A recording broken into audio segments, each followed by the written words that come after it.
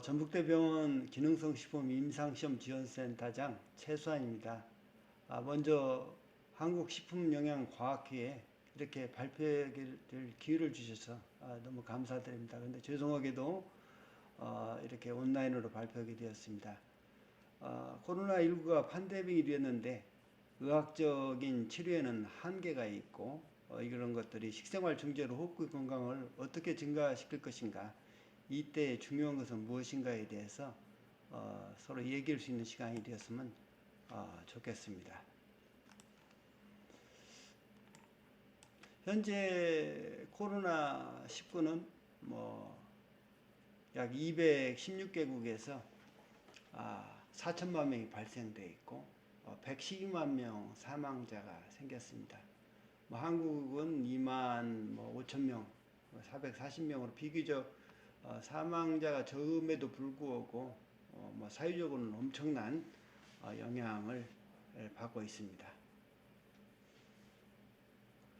이런 코로나에 대해서 전 세계적인 관심이 커서 코비드-19의 치료제 개발 현황을 보면 독성을 검사하는 일상이 31개, 환자에서 기능성이 있는가, 효능 평가가 15개 이상인, 그 다음에 대규모 임상시험의 11개 정도 이렇게 되어 있고, 제한적인 허가가 지금 6개가 되었습니다. 지금 10월 16일 날 보고가 된 것이고요. 그러지만은 지난 8월 달 네이처 메디신에서 중화항체가 8주내 감소, 바이러스를 바보로 만드는 항체가 감소하는 것이 유증상 환자에서는 62%, 증세가 없는 사람은 높아가지고 82%에서 항체가 떨어져 있어서 사실은 백신을 하더라도 좀 문제가 될 것 같아요. 더군다나 이제 바이러스들이 뮤테이션도 많다고 그렇게 알려져 있죠. 코로나19에서도 증세를 보면은 증세가 없거나 아니면 경증인 사람이 80%나 되고 중증이 15%, 호흡기가 필요할 정도로 심각한 사람은 5% 정도 된다고 그렇습니다. 증세가 없더라도 여기 보면은 여기 CT상에서는 이 사람은 이제 증세가 없어요. 그렇지만 CT상에서 이 동그라문 빨간 라인에 보면은 주변에는 기관지 모양이 좀 보이지만 여기는 완전히 균질하게 되어 있죠. 이것이 병변 부위에서 병증은 나타나는 것입니다. 이런 감염성이 있죠. 가장 코로나19 사망자가 많았고,에도 불구하고 의료기일이 좀 정확했던 데가 아마 뉴욕주인데, 뉴욕주에서 보고된 바가 의하면은 코로나19 사망자 86%가 고혈압, 당뇨, 고지혈증, 그리고 심혈관 질환, 신장병, 대면증, 이런 기저질환이 86% 있었는데, 이런 질환들은 비감염성 질환이라고도 하고 흔히 말하는 생활습관 질환으로 되어 있는 것들이죠. 호흡기 건강 면역이라든가 이런 인체시 적용 시험 실례를 좀 저희 센터에서 운영된 것들을 한번 말씀드리겠습니다. 호흡기 건강 임상시험으로서는 이제 KGC 03PS 이것을 12주간 무작정 배정으로 해서 100명에 대해서 임상시험을 했었는데, 최근 1개월 이상의 호흡기 불편 증상, 기침, 가래, 호흡곤란 등이 있었던 사람으로서 1차 마커는 세인트 조지 점수, 그 다음에 2차로는 폐기능 검사라든가 캣 점수, 염증 지표라든가 이런 것들로 했었는데요. 저 물질은 지금 아마 개별 인증 신청하는 걸로 좀 알고 있고요. 이 1차 유성평가 지표를 보면 기침, 가래 등의 이런 증상 영역, 이것은 1번에서 7번까지가 되고 점수가 566점이 아마 되는데, 활동 영역은 어떤 활동을 할 때 주로 옷을 입을 때라든가, 아니면 집안에서 운동할 때, 아니면은 밖에 나갔을 때, 아니면 일상 좀 무엇을 했을 때, 이런 것들 영향을 주는 것이 9번, 50인데 두 항목인데도 불구하고 982점으로 비교적 가중치가 높습니다. 이외에는 일상생활에서 어떤 영향을 받는가가 8번하고 10번, 10배에서 14번이 갖고 1600점이어서 총 3200점 정도 됩니다. 증상 영역, 각 영역에서 그 합산, 그 증상 영역을 합산해서 증상 영역 점수가 나오게 되었습니다. 2차 유의성 평가로서는 만성 폐쇄성 폐질환, 그리고 뭐 캣트로 했는데 뭐 기침을 않는다, 기침을 아주 많이 한다, 뭐 이렇게 해서 뭐 가래가 있다 없다 이런 식으로 나오고, 그 다음에 호흡곤란 점수로서는 뭐 힘든 운동할 때 누구나 뭐 있는 게 0점이고, 너무 숨차서 집 바깥에 못 나가거나 옷 입거나 벗을 때도 숨이 차다, 아주 심각한 그런 단계죠. 그 2차 유의성 평가 중에 장비를 이용해서 패기능 검사가 있는데, 이제 이것이 이게 뭐 힘껏 들이마셨다가 끝까지 내마셨을 때 이것을 노력 폐활량이라고 하는데, 그러고 나서 힘껏 1초 동안에 내쉴 때 양을 FEV1이라고 합니다. 1초 동안에 나가는 양. 이 정상인들은 그 80%에서 120%까지인데, 120%라는 것은 1초 이내에 뱉은 것이 다 끝난 것이죠. 정상값은 70% 이상을 정상값이라고 하고, 이하면 뭐 만성 폐쇄성 질환으로 생각하고 있죠. 들이마시다가 세게 끝까지 내마시는 거, 이건 이제 폐활량이라고 합니다. 이게 장비입니다. 장비 상당히 고가 장비고 뭐 그러죠.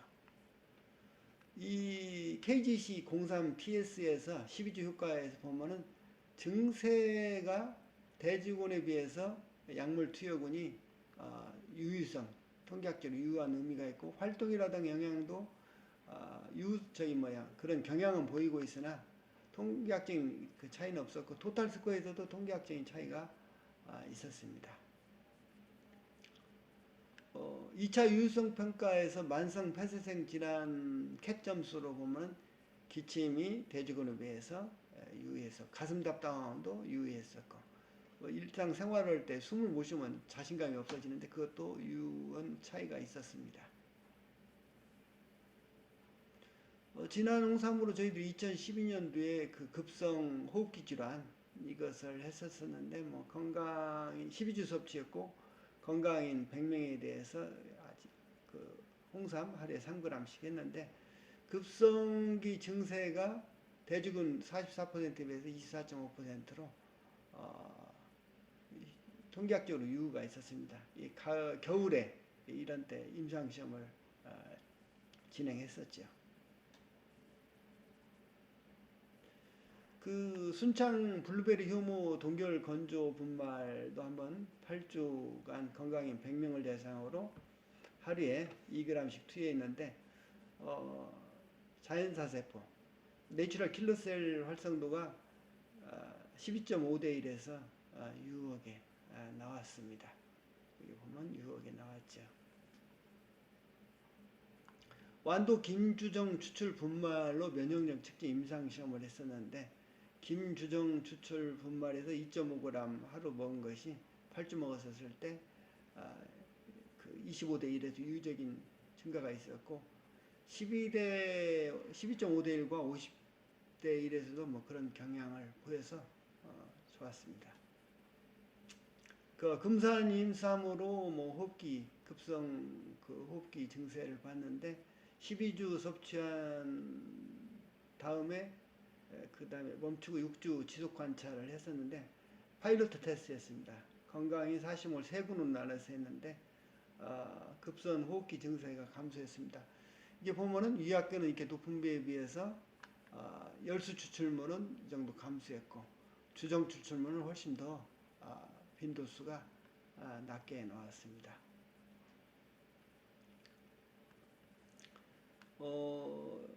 이것은 지금 코로나19 때 지금 그 백신하고 관련이 있었는데, 이것은 좀 상당히 흥미로운 결과입니다.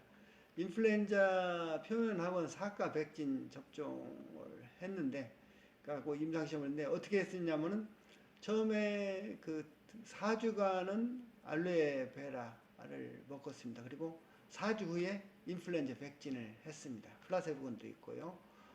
그러고 나서 백신하고 4주간을 더 먹었습니다. 이게 총 8주를 먹고 나서 6개월간 계속 멈췄다가 팔로우업을 한 것인데 그 평균치가 기하학적인 평균치가 1.4배 증가가 됐습니다. 그 임상적으로는 2.5배가 증가야만 의미가 있다고 하지만은 이 평균 나이가 58세 상당히 환자군이 나이가 높았고 그리고 이것은 식품을 먹고 나서 백신의 타이트가 얼마나 올라가는 것을 했기 때문에 상당히 의미가 있다고 그럽니다. 식생활이 어떻게 하면 면역을 증가시킬 것인가를 보면은 오히려 여러분들이 더 잘 아실 텐데 비타민이라든가 단백질이라든가 프리바이오틱 이런 다이어트들이 상당히 그리고 뭐 색깔 있는 음식물, 채소나 이런 것들이 중요하고요. 라이프 스타일로서는 면역을 떨어뜨리는 것들을 막아야 됩니다.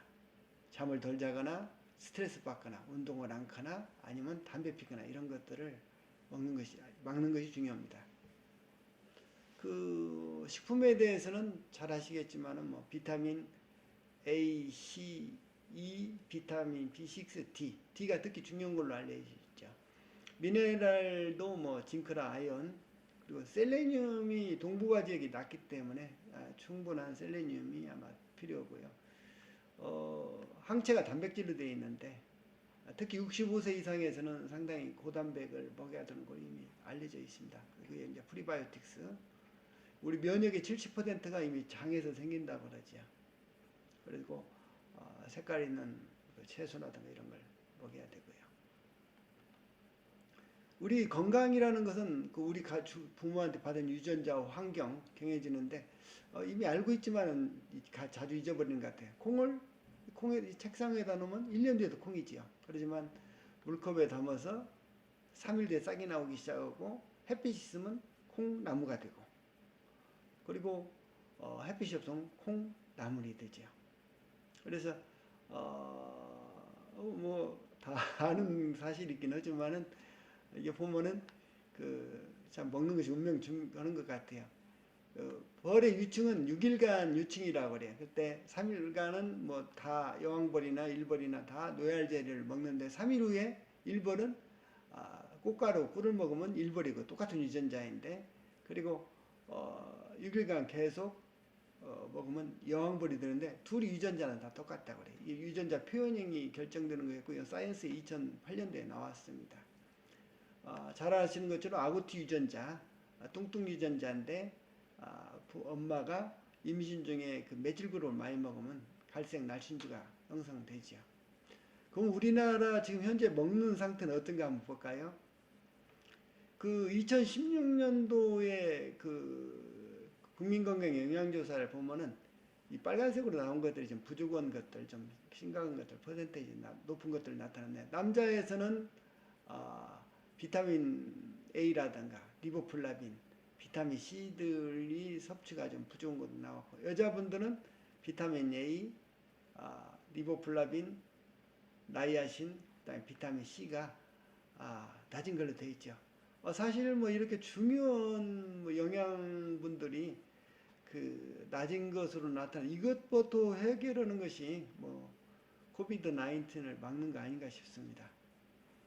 근데 먹는 음식에서 지난 40년 전에 먹었던 당근하고 지금하고 같으냐? 이것이 아마 2011년도에 사이언틱 아메리칸에 한번 나온 적이 있는데요. 리보플라빈이 2분의 1로 줄었다. 그러면 2분의 1 정도야 2배 먹으면 되지 않을까요? 근데 우리나라를 보면은 좀 자료를 이게 저희들이 농진청 자료를 지금 몇십 년치를 모아갖고 저희들이 테이블을 정리한 것인데요.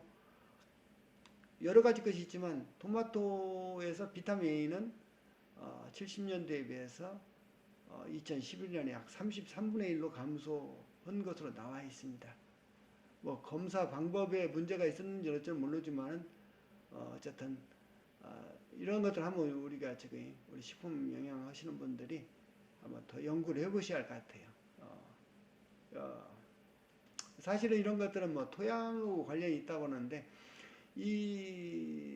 지금 그 사람과 동물, 환경 이것을 원 헬스라는 컨셉을 갖고 있죠. 사실은 지금 뭐 박쥐에서 나왔는가에 뭐 코비드 19들이 문제가 되어 사람한테 질병이 오기 때문에 이런 원 헬스라는 개념을 지금 나오고 있는데 1940년대인가요? 그 알버트 호워드 경이 토양이 건강해야만이 거기에 나오는 채소라든가 이런 것들이 좋고 이것을 먹는 사람들도 건강하다 해갖고는 이 그런 그 소일랜드 헬스에서 그런 컨셉을 얘기했습니다. 뭐 신토 불이하고 똑같은 느낌 단어 아닌가 모르겠습니다. 면역 유지에서는 우리가 꼭 지켜야 될 거, 적절한 수면, 하루에 7, 8시간은 자야 한다고 그래요. 교수님들도 이거 잠도 안 주무시고 연구하시는데 좀 잠 좀 많이 주무셔야 될 것 같아요.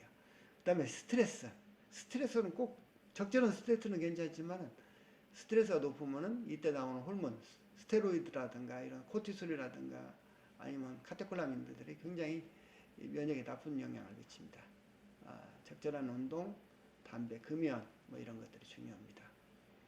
잠에서 보면은 잠이 그 마크로페이지가 그 안티전 프리센테이션을 이펙터 T셀에 대해 해가지고 이것을 하는데 이것이 NK셀로 바뀌어지는데 이 충분한 잠을 자야 이 마크로페이지가 제대로 기능을 한다고 그래요. 이에 뭐 우울증이라든가 자율신경 안정화. 우리 잠을 못 자면 막 불안해지잖아요. 뭐 그러면은 이때 교감신경 이런 것들이 뭐 그런 그 톤이 교감신경 톤 같은 거 올라가고 뭐 해서 그 문제가 됩니다. 이게 스트레스에 해당되는 것이죠.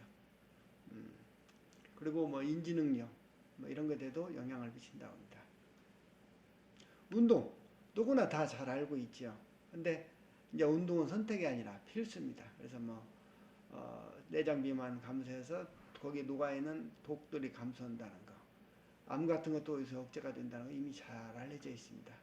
예, 뭐 혈당 감소, 염증 인자 감소, 인슐린 감소, 염증이 일으키는 사이톤 감소, 특히 면역력 증가, NK셀 활성도가 증가되어 가지고 암학회에서 그도 굉장히 추천하고 있습니다.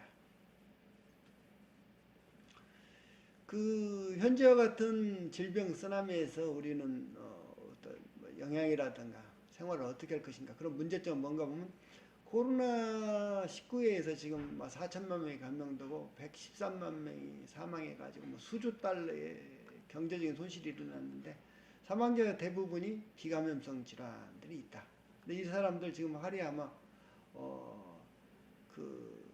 어제 날짜로 하루에 4,700명이 죽었다고 그래요. 그런데 비감염성 질환은 하루에 14만 명이 죽습니다. 사실은 이보다 30배 가량 더 죽죠. 그래서 사실 프리 코로나 때는 전에 시대에서는 비시죠.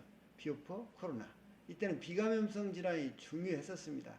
그래서 사실 감염성 질환 다 해결된 걸로 알았는데 포스트 코로나 시대에 보니까 비감염성 질환뿐만 아니라 감염성 질환도 높다.